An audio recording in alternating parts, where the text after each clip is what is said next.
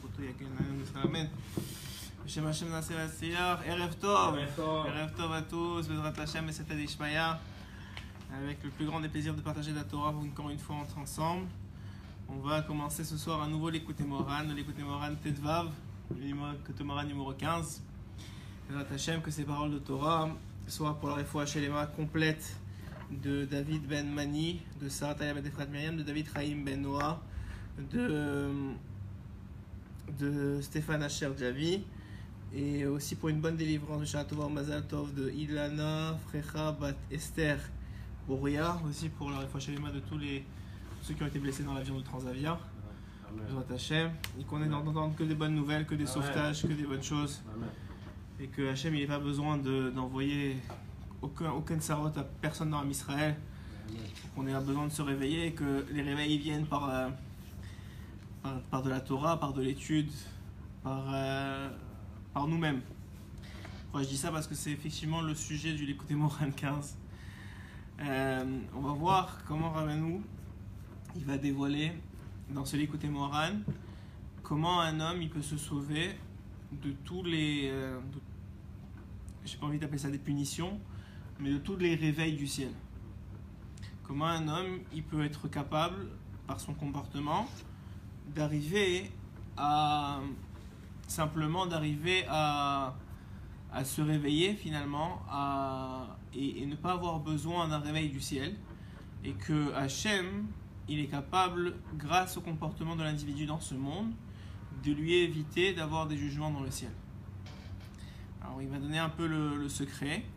On va voir comment il va le développer évidemment, parce que c'est un secret qui va être donné, mais effectivement il va avoir tout un développement par rapport à ça, comme il a l'habitude de le faire dans l'écouter Moran de façon générale. Et comme il commence toujours dans l'écouter Moran, il commence ici donc la leçon par un verset. C'est un verset dans Shemot qui dit comme ça: Ve'atem tiyuli mamlechet kohanim. Et vous serez pour moi une tribu de Kohanim. Le Kohanim, c'est pas seulement des Kohanim, mais c'est une tribu sainte, une nation sainte. Vous serez pour moi de la même façon que le Kohen, c'est lui qui est le représentant saint de la nation. De façon générale, Hachem, il attend de chacun d'entre nous de faire partie de cette tribu sainte.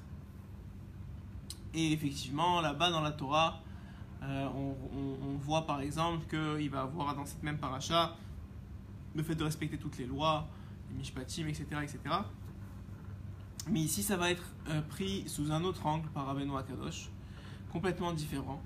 Et là, ici, il va nous dire que Mishirotse litam taram oraganuz, celui qui veut être capable de goûter à ce qu'on appelle le oraganuz. Le oraganuz, on en a parlé souvent, surtout pendant la fête de Hanouka. C'est ce qu'on appelle la lumière cachée. C'est la lumière créée à la création du monde par Akadosh Baruch Hu. Une lumière qui permettait de voir d'un bout à l'autre du monde. On avait expliqué que c'était une lumière spirituelle qui ne permettait pas seulement de voir, mais de comprendre d'un bout à l'autre du monde, de comprendre toutes les la façon dont Hachem se comportait dans le monde, dont il se cachait dans le monde. Par exemple, vous pouviez voir un arbre et être capable de comprendre pourquoi telle feuille est à telle place, pourquoi telle ride de l'arbre, telle écorce était faite de telle façon. Tu pouvais comprendre d'un bout à bout d'un autre du monde. Ça veut dire que tu pouvais comprendre le comportement d'Akadosh Baruch Hu dans ce monde. Ce qui, à partir du moment où Hachem, dit le Zohar Kadosh, finalement s'est rendu compte que cette lumière si sacrée, si spéciale, qui permettait de le comprendre tellement bien, allait être utilisée peut-être à des fins pas si bonnes que ça, par des individus pas si bien que ça, il a dû le cacher. Et le Zohar Hadash répond où est-ce qu'il a été caché? Dans la lettre Vav. C'est quoi la lettre Vav? Alors, ceux qui sont un peu familiers avec l'étude de Rabbeinu et de façon générale avec l'étude du Sod, ils savent que le Vav, qui est donc la valeur numérique 6, ça fait référence aux tables de la loi, donc à la Torah elle-même. Donc finalement, le Zohar nous dévoile que le Oraganuz a été caché à la création du monde dans la Torah. Dans la Torah elle-même, ce Oraganuz, cette lumière a été cachée. Et quelqu'un qui étudierait la Torah d'une certaine façon pourrait éventuellement dévoiler le Raganuz. On avait dans le cours de Hanouka dévoilé aussi que effectivement c'était aussi contenu dans les lumières de Hanouka. Haïnou, Sodot Torah. Donc voilà, il dit ici Rabbeinu, c'est quoi ce Raganuz? C'est les secrets de la Torah. Shid Galele Atid, qui va se dévoiler dans le futur. Tsarir, et pour ça, Tsarir la Alot Midat Ayir'a les Shorsha. Alors c'est bizarre parce qu'on avait commencé à peu près de la même façon l'écouté Moharan précédent, en parlant de ce qu'on appelle élever l'aspect de la crainte. Mais on va voir qu'ici, pour montrer combien une même parole peut être interprétée complètement différemment selon l'écouté Moharan, et que c'est un des 18 lalim, des 18 façons d'interpréter l'écouté Moharan, ou 18 règles d'interprétation de l'écouté Moharan, qui dit qu'on ne peut pas en général passer d'un écouté Moharan à un autre, dans certaines conditions. Et donc là aussi, finalement, on est, Bezrat Hashem, on est dans une situation où on nous dit, Rabbeinu, si tu veux goûter, être capable de goûter au Raganus, tu dois être capable de monter la ira, de monter la crainte à sa source. Et on avait expliqué déjà dans l'autre Moharan que monter la crainte à sa source, c'est monter la crainte vers Akadosh Baruch Hu. La crainte, c'est-à-dire que de ne plus avoir peur de rien si ce n'est d'Hachem. C'est ça, monter la crainte à sa source. Alors on va voir exactement pourquoi il nous dit ça ici, qui est complètement différent de la dernière fois. J'espère qu'il y a un bon son, en tout cas je crois. Et puis s'il y a quoi que ce soit, vous nous le dites, Bezrat Hashem. Uva meralin et aïra. Et pourquoi est-ce qu'on élève la crainte? Donc dire Rabbeinu, pourquoi je vous donne le conseil d'élever la crainte? Tu me dirais, parce que je veux recevoir le Raganuz. Ok, mais il y a des étapes. C'est pas juste tu élèves la crainte et tu reçois le Raganuz. Il y a des étapes avant ça. Et Rav va dire à Benoît Kadosh, pourquoi est-ce qu'on doit élever la crainte? Donc Rabbi Nachman il dévoile. Bifrinat mishpat. Ou comment plutôt, par quoi on doit élever la crainte? Et ici, dans cet aspect-là, il faut utiliser le mishpat, qui s'appelle le jugement. On a bet mishpat quand vous allez dans le bet mishpat, si vous allez devant un juge, ouais. Donc il faut utiliser le jugement. Kemo shekatuv, comme c'est écrit dans Mishlei. Meler be mishpat ya'amid aretz. Comme il s'est écrit, un roi, donc Meler be mishpat, un roi de justice, ya'amid aretz, c'est lui qui fait maintenir la terre. Qu'est-ce que ça veut dire? Ça veut dire que si Hachem il n'avait pas mis dans le système du monde de la justice, la terre serait détruite complètement. La justice, c'est elle qui maintient le monde. Un peu comme une société où s'il n'y avait pas de justice, les fous de toutes les sociétés feraient n'importe quoi, voleraient, pilleraient, jetteraient des pierres, un peu comme il arrive dans certains pays malheureusement, encore aujourd'hui.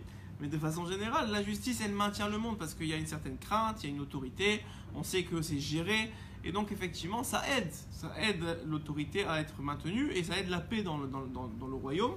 Ici aussi, le verset dit Shlomo HaMelech, il dit que un roi donc, qui fait la justice dans son pays, alors lui aussi il maintient la terre.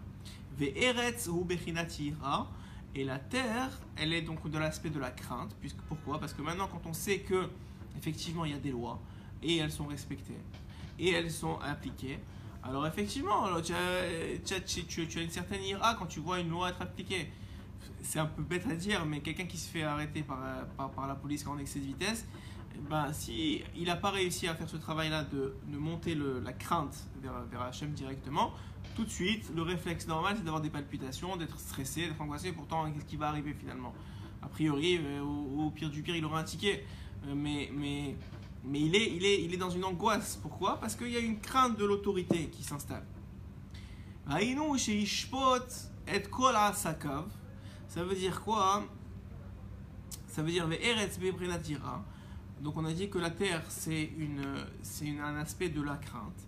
C'est-à-dire qu'un homme, et c'est ça le secret, c'est le secret de ceux d'écouter Moran en tout cas, qu'un homme il doit être capable de juger toutes ses actions. Comment? D'abord il va le prouver, comme c'est écrit dans la Torah. C'est écrit dans la Torah, c'est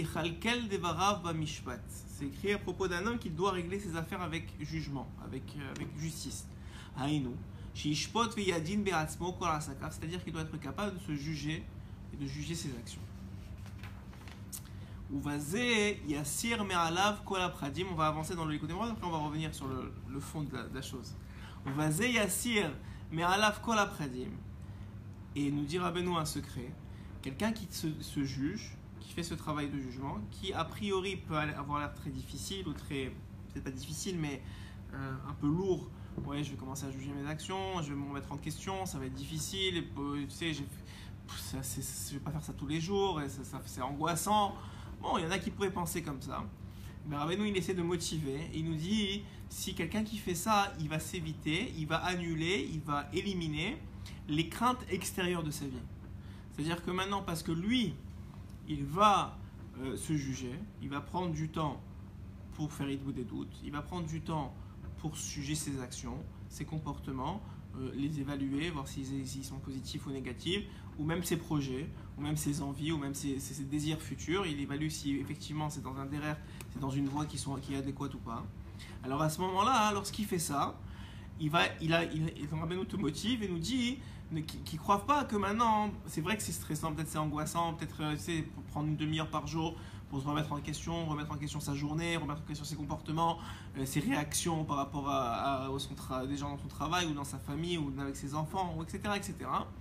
Peut-être que ça va être difficile au début parce que c'est un poids, mais il doit comprendre qu'il s'enlève un poids beaucoup plus énorme, qui est le poids de toutes les peurs et toutes les craintes du monde.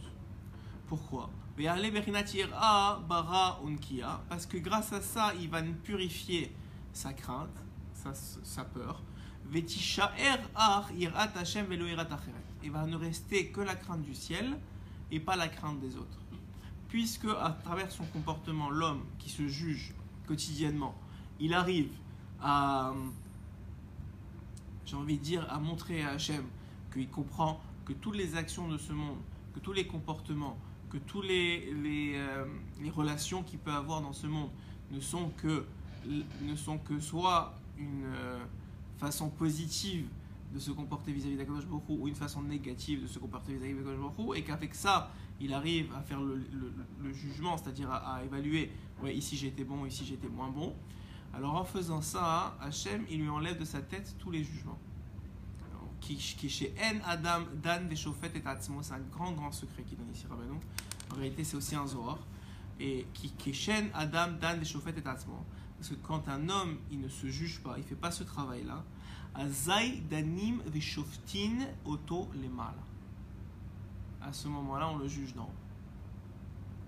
Si l'individu, il fait une faute dans la journée, un comportement qu'il n'aurait pas dû avoir, une réaction qui n'aurait pas dû être, un choix qu'il n'aurait pas dû faire, et il dit pas Hachem, tu sais, je réalise que j'ai fait une bêtise, je réalise que j'aurais dû me faire mieux, et peut-être j'ai pas les moyens maintenant de changer la situation, j'ai pas les moyens de réparer, mais je comprends, je te demande pardon, je vais essayer de faire mieux, seul, sans avoir besoin que personne soit au courant. Alors quelqu'un qui fait ce travail-là, à travers une idbou des doutes quotidienne, ce qui est vrai, c'est pour ça que Rabbeinu il dit que dans l'idbou des doutes, il y a plusieurs parties, on sait, dans l'idbou des doutes, dans l'isolement avec Akadosh Baruch Hu, que Rabbeinu il dit que c'est là, dans notre génération, le service divin le plus élevé, qui est vraiment le service divin le plus élevé.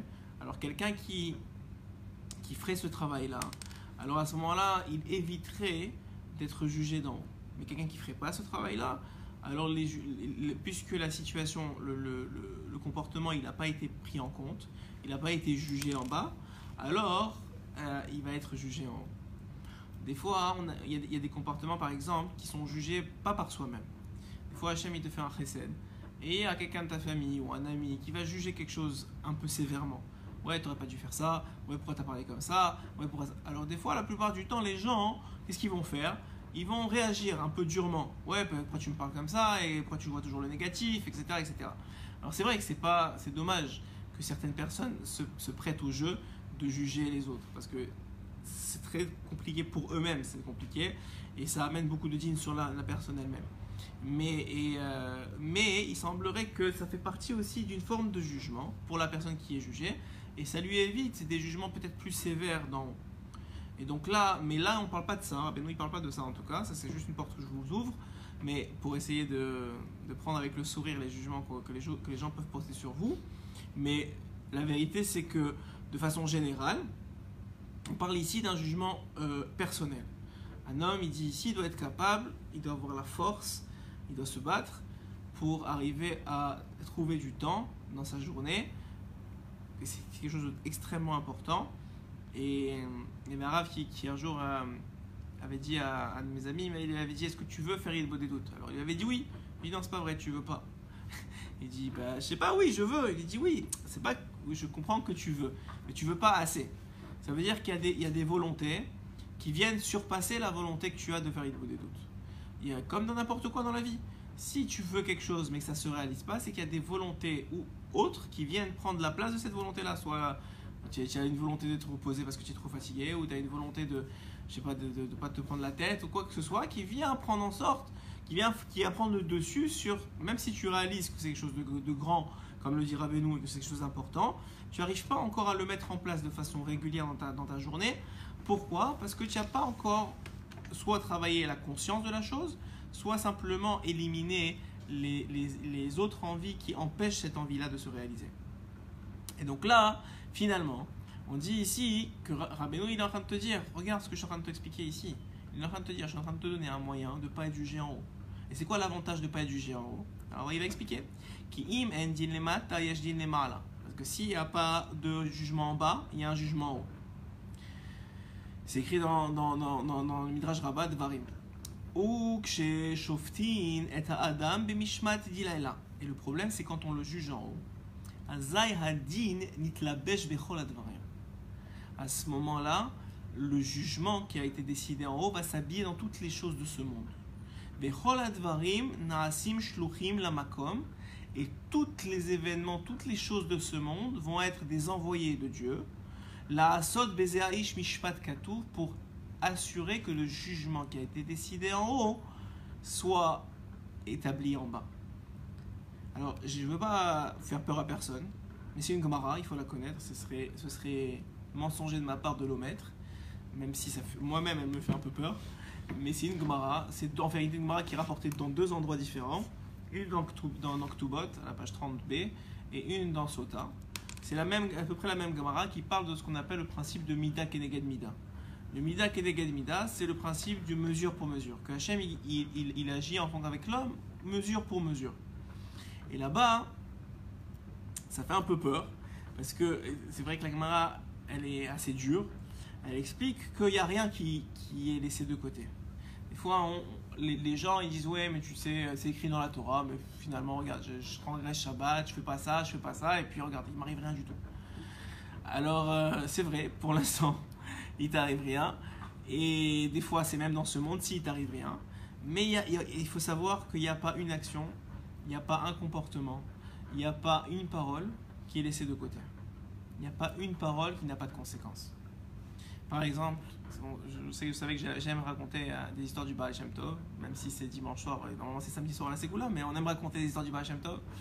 Et un jour, le Baal Shem Tov était avec ses élèves, et il y avait un homme qui s'en est pris un autre homme. Et il a commencé à l'insulter en pleine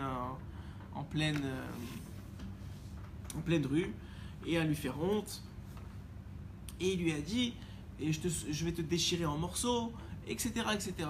Et tu es un voleur, tu es un tricheur, alors que visiblement l'homme, il n'avait pas vraiment fait tout ce que la personne lui reprochait. Et le Baal Shem Tov, il voulait apprendre quelque chose à ses élèves. Alors il a dit, regardez, prenez les pans de mon manteau et regardez ce que je vois. Et au moment où ils ont pris les pans de son manteau, ils ont vu qu'au moment où la personne était en train de maudire l'autre personne, et qui lui disait ouais, je vais te déchirer en morceaux, on voyait l'âme de la personne qui parlait se déchirer en morceaux. Et il a dit des fois, les gens ils croient qu'ils parlent, le Baal Shem Tov apprend à ses élèves et leur dit, des fois les gens ils pensent qu'ils parlent et il n'y a rien qui est arrivé. Donc ils pensent que rien ne va arriver et que finalement on peut parler comme on veut. Mais il dit, même si ça n'arrive pas physiquement, il y a toujours un impact spirituel. Et des fois ça arrive même physiquement. Alors allez-nous, malheureusement, de plus en plus aujourd'hui, on ne fait pas attention à ce qu'on dit et à nos paroles.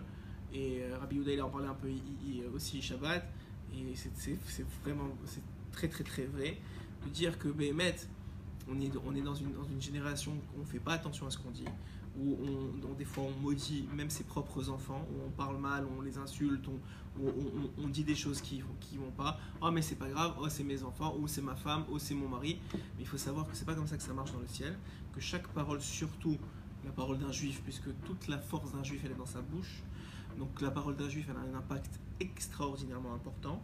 Et même si on ne le voit pas avec nos yeux, l'impact, il est quand même là. Et quelqu'un qui dit ah mais je vais te tuer, ah ou bien j'en ai marre de toi, ou mais n'importe quoi de ce genre-là.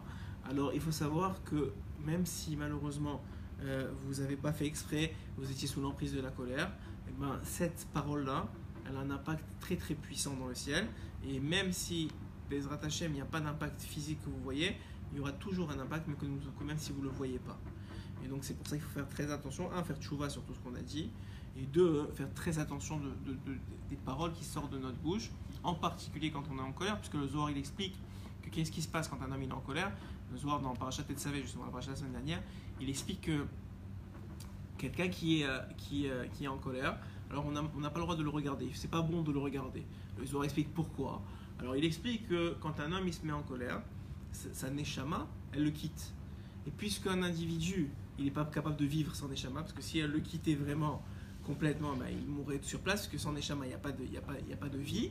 Alors le Zohar il dit, Hachem il est obligé d'envoyer une neshama de Sitra Achara, une sorte de shed, c'est un démon comme ça, qui va maintenant prendre la place de sa vraie neshama. Et maintenant la personne, elle n'est pas elle-même, c'est ce qu'on dit d'ailleurs, j'étais pas moi-même. C'est-à-dire qu'il y a une neshama qui est venue prendre la place de ta propre neshama et qui est très très très difficile. Ne croyez pas qu'une fois qu'on s'est arrêté de se mettre en colère ou qu'on s'est calmé, le neshama revient directement. C'est pas du tout aussi simple que ça. Pour maintenant sortir la mauvaise neshama de soi, il y a un vrai travail de gdusha, de mitzvot, de tshuva qui doit être fait. C'est pas du tout évident. Et des fois, c'est pas seulement ta propre neshama, mais c'est des fois, par exemple, comme moi-même j'en parle à Shabbat à Tetvav, je leur ai expliqué que le Zohar explique que vous savez tous que le Shabbat on reçoit une Neshama Yetera. Et la Neshama Yetera elle vient en partie. Alors le Harizal il explique qu'il y a différents moments dans la Tfila où elle va rentrer.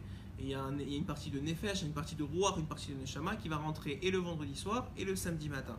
Là, par exemple, la partie de Nefesh le vendredi soir elle va arriver à Boïkala. Quand on fait Boïkala, c'est pour ça qu'on est debout, on dit Boïkala. Le troisième Boïkala rentre la partie de Nefesh. Et à ce moment-là il est bon de penser au moment de Boïkala, que tu reçois maintenant la partie de Nefesh de Yetera, donc la supplémentaire que tu reçois pour Shabbat. Après ça, juste avant le schéma, donc avant le schéma, là rentre la partie de Ruach.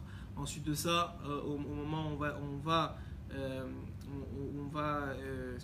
faire Ashkivenu, donc à la fin du schéma, va rentrer la partie de Neshama. C'est pour le vendredi soir.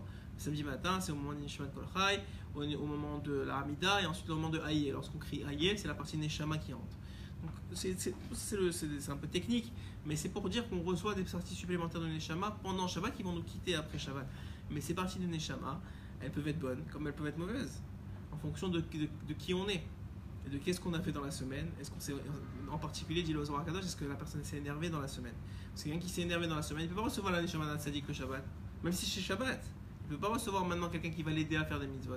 C'est au contraire quelqu'un qui va l'amener plus bas et qui va participer à son énervement du Shabbat ou à son mécontentement du Shabbat ou sa tristesse du Shabbat. Et donc c'est pour ça qu'il faut faire très attention dans ces comportements. Et des fois, pas des fois, 99% des choses on ne les voit pas. 99% des choses c'est en dessous de l'iceberg, c'est en dessous du niveau de l'eau. Nous on voit 1% et on dit ouais bon c'est pas si grave, écoute j'ai pas vu les conséquences. Mais les conséquences elles sont toujours là. Il n'y a pas une action, il n'y a pas une parole, il n'y a pas quelque chose qui est arrivé qui n'a pas une conséquence. Si ce n'est que tu as fait tchouva dessus et que Hachem il a dit bon c'est bon on efface. Le principe est la tchouva elle prend des fois des formes très compliquées, des fois c'est des souffrances, des fois c'est difficile, des fois c'est pas évident de faire tchouva comme ça sur une chose. Et qu'elle soit acceptée, etc. Donc le mieux c'est a priori de se prévenir de tout mauvais comportement. Ça c'est la meilleure chose. Maintenant quelque chose qui est arrivé.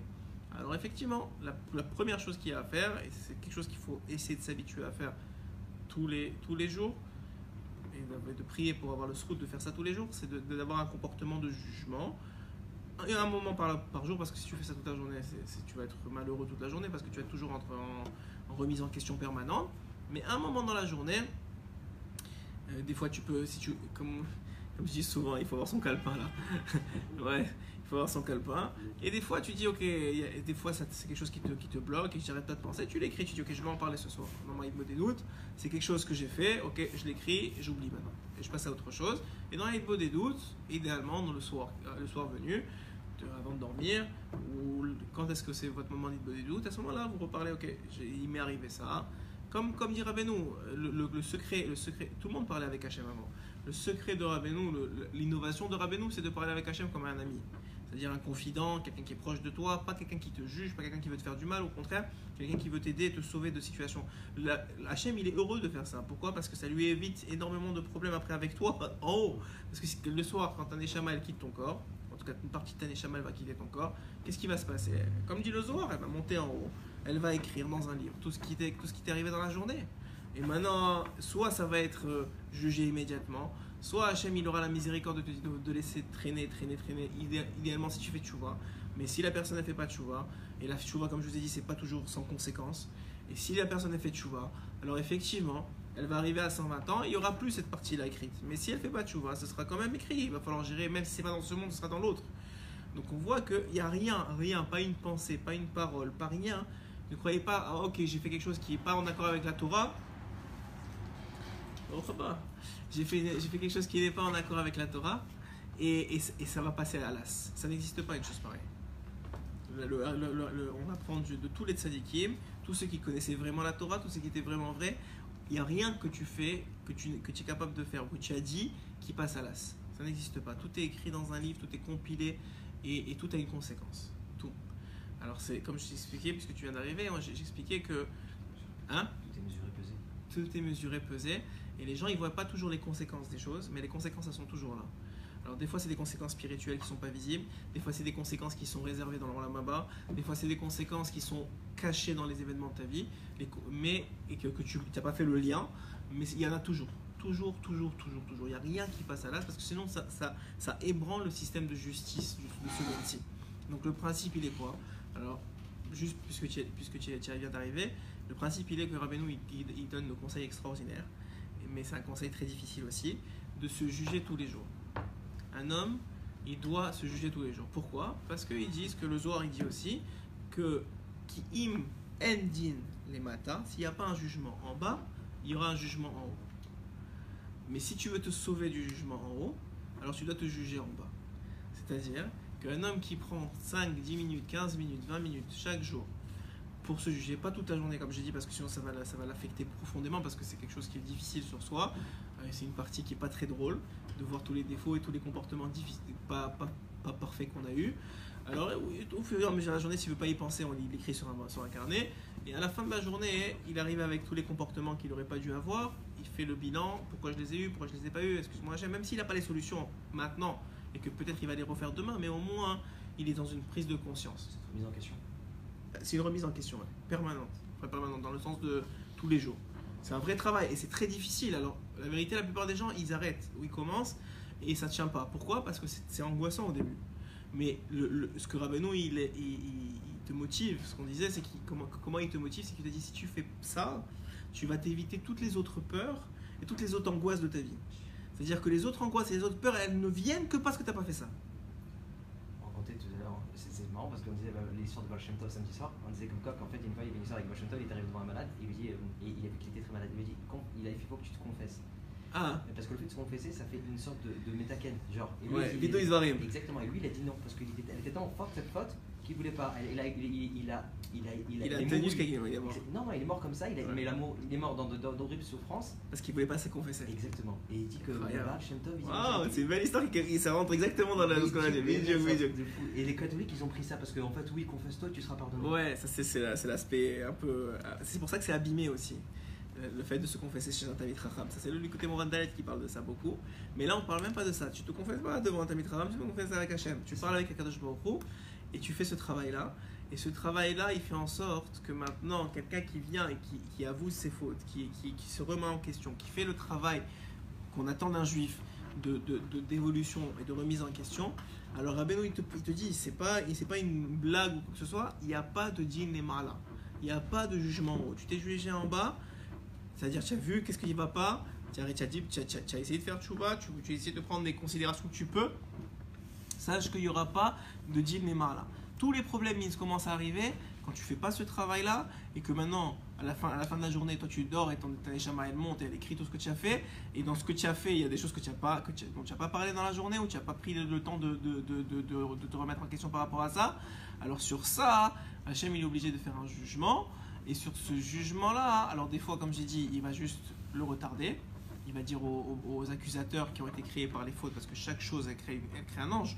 Donc les anges qui ont été créés par les fautes, il va leur dire attendez, débrouillez-vous avec le tzaddik ou avec quelqu'un d'autre en attendant. Mais des fois, il va dire ok, alors le jugement il va être appliqué. Alors on est arrivé dans la partie un peu dure de la Gemara. On avait dit que dans Ketubot c'est écrit, et même dans Sota aussi c'est écrit comme ça. C'est une Gemara qui fait un peu peur, donc je n'aime pas trop faire peur, mais je suis obligé de le dire parce que c'est une vraie Gemara, c'est une Gemara Meforesh, c'est dans 2 endroits de la Gemara.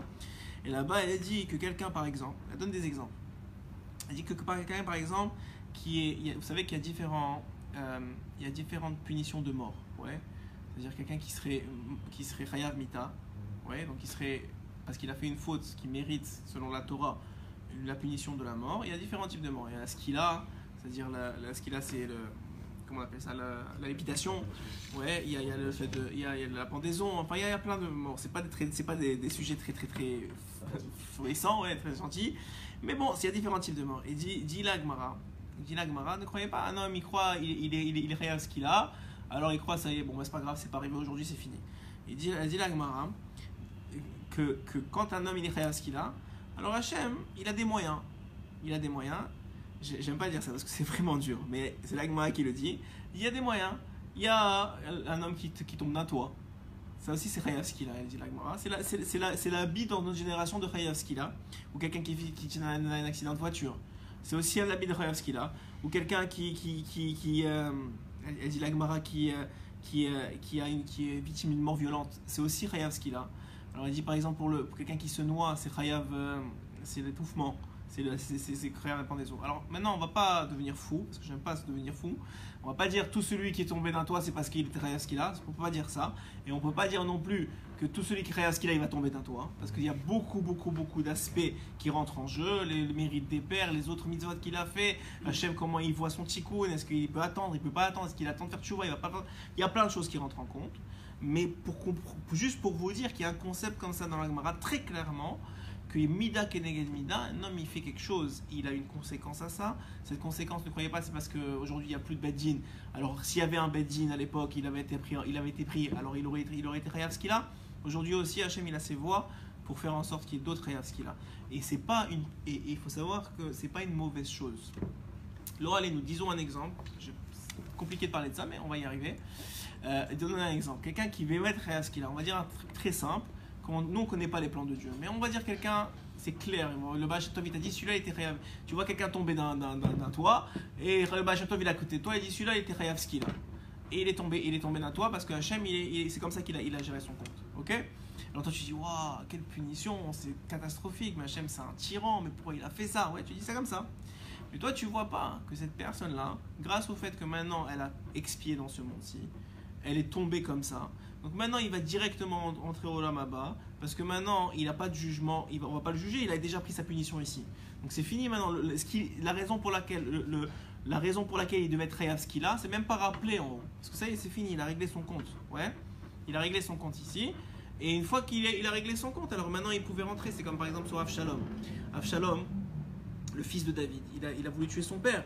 Il est mort avec ses cheveux, à cause de ses cheveux, parce que c'était une question d'orgueil qu'il voulait prendre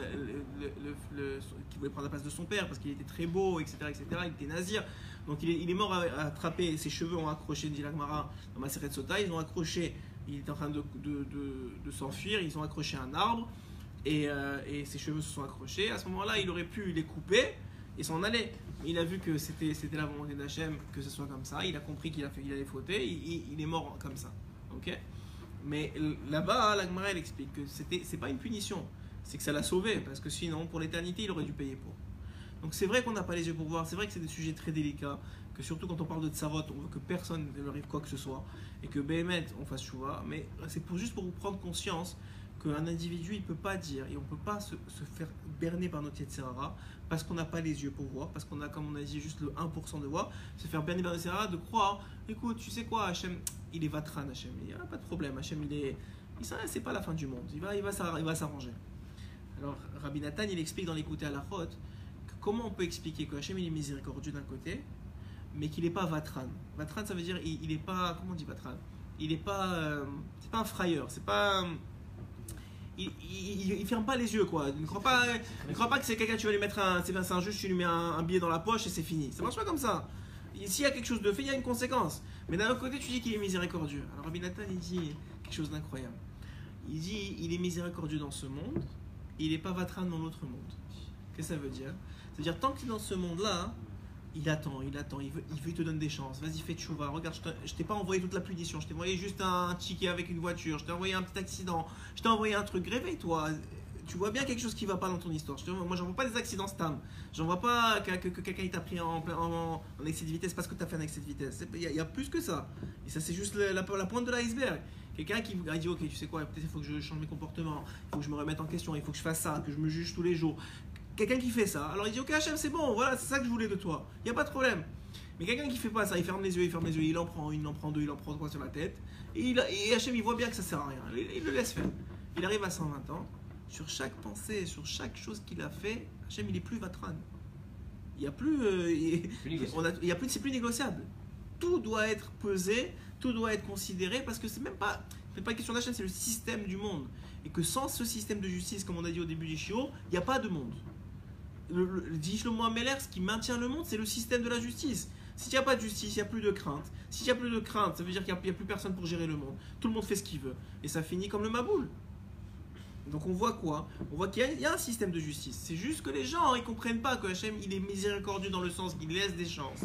Et il nous laisse faire tchouva. Et il nous laisse se remettre en question de nous-mêmes. Et il nous laisse avancer dans des choses, des fois qui ne sont pas forcément bonnes, pour qu'on puisse revenir de nous-mêmes. Parce que s'il nous tape aujourd'hui, c'est fini. Alors il nous fait tout ça. Mais des fois, ça prend du temps. Mais si la personne, elle part de ce monde sans avoir réglé ces choses-là, il n'y a pas de vatranout. Il n'y a pas... Ça n'existe pas une chose pareille. Donc là, c'est un grand aspect de la Hidbo des doutes. Comme je vous ai dit que Rabbi Nachman il dit que la Hidbo des doutes, c'est dans notre génération la plus grande avoda d'Hachem, la plus élevée, c'est la Hidbo des doutes. Et en partie parce que ça contient cette partie-là de remise en question et de jugement de soi-même. Donc un homme, il doit essayer chaque jour. Il y en a quelqu'un qui m'a dit, tous les jours, il va sur son balcon, il met vous savez les trucs qu'il donne dans l'avion là, je sais pas comment on appelle ça, qui couvrent les yeux là.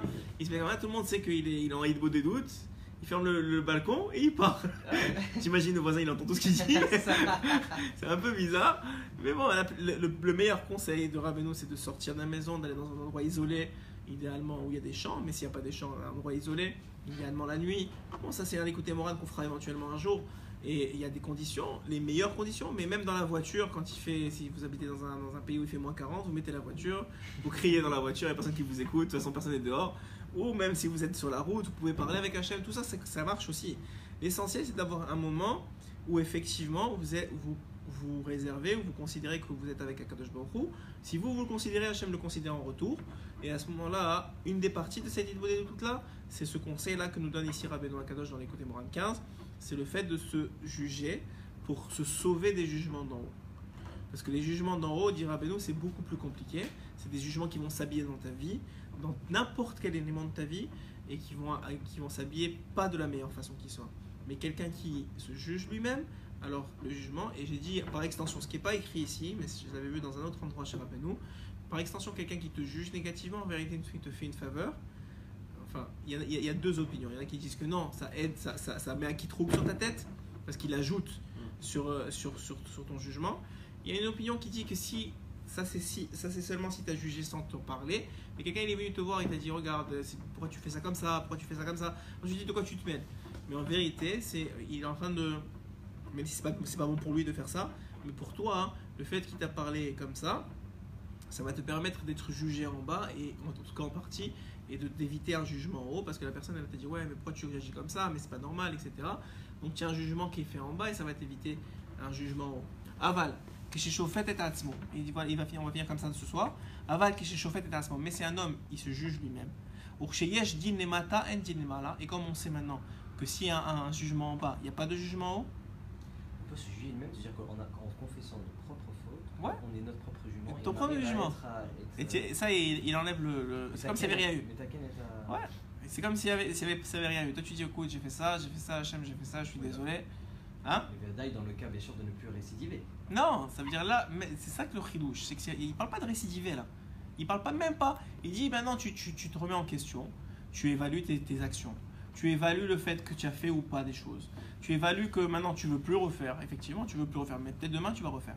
Mais peut-être qu'il n'y a pas les forces pour le plus refaire. C'est entre les mains d'Hachem. Ça compte qu'il est miséricordieux, c'est-à-dire que dans le cas, même c'est là pour l'instant. Ouais, pour l'instant, maintenant tu penses pas à demain. Tu es dans la situation qui s'est passée dans le passé. Aujourd'hui, il m'arrivait ça. Voilà, Hachem, je te dis, voilà ce qui m'est arrivé. Il m'est arrivé ça. Pourquoi ça a tellement une grande force? Parce que tu es en train de te faire juger de Zohar et dit. Tu es en train de choisir comme juge Hachem directement. Et même à 120 ans, le Zohar dit quelque chose d'incroyable. Il dit quelqu'un qui a fait ça tous les jours de sa vie, à 120 ans, Hachem, quand les autres juges, les anges accusateurs veulent intervenir, il dit non. Dans sa vie, il m'a choisi comme juge, même au Olam Haba, même dans le monde futur à 120 ans, c'est moi son juge. Et le Zohar dit qui est plus chanceux que ce soit Hachem son juge, parce que Hachem est toujours zakai avec lui, toujours bien avec lui. Alors tu vois de là que Rabbeinu, c'est pas un simple conseil qu'il donne, c'est vraiment un secret énorme. Aval kisheshofet et atzmo, ou she'erj din lemata, en din lemala, ve'en ha'ira mitlabeshet beshum davar, lerover et ha'adam.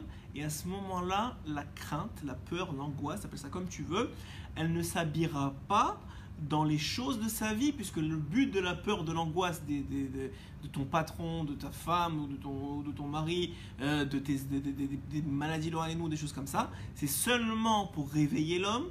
Et puisque maintenant l'homme il fait ce travail de réveil tous les jours, alors il s'évite toutes les autres peurs qu'il aurait dû avoir, même si c'est effectivement ce moment-là quelque chose d'angoissant, mais puisqu'il le fait, il va s'éviter beaucoup plus d'angoisse et beaucoup plus de peur et beaucoup plus de stress, qui ou berasmon dit en vrai parce que de lui-même il se réveille. Vezeu vesam derer, c'est ça que dit le Teilim, et tu vas choisir un chemin.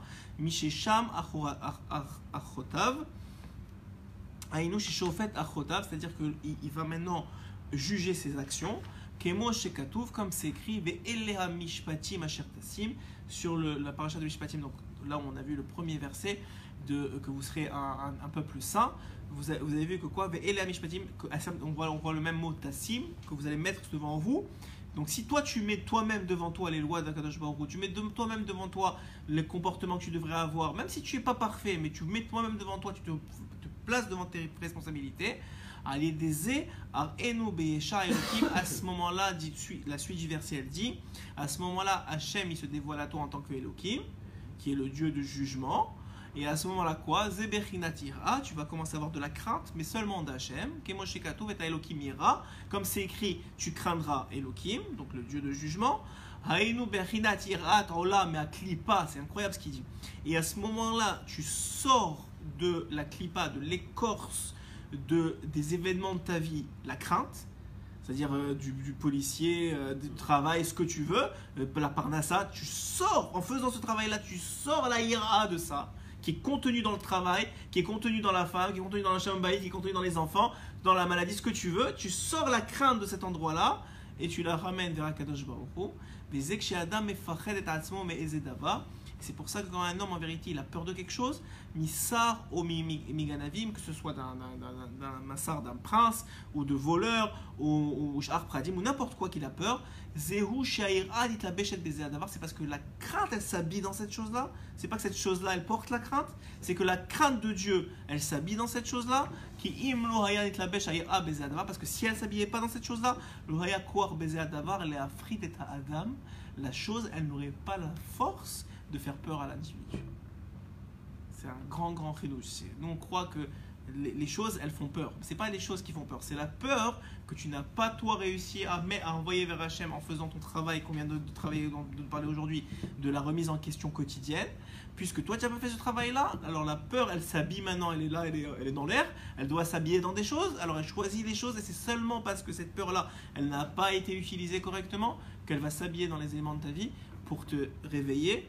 Mais c'est un homme, combien il est chanceux s'il arrive à appliquer ce conseil-là, combien il se sauve de problèmes dans sa vie s'il arrive à s'appliquer ce conseil-là, de remise en question une fois par jour, quelques minutes par jour, Bon, Rabbeinu, il parle de une dans toute la Hilbodedut, mais dans la Hilbodedut, il y a le remerciement, il y a les louanges, et il y a aussi ça.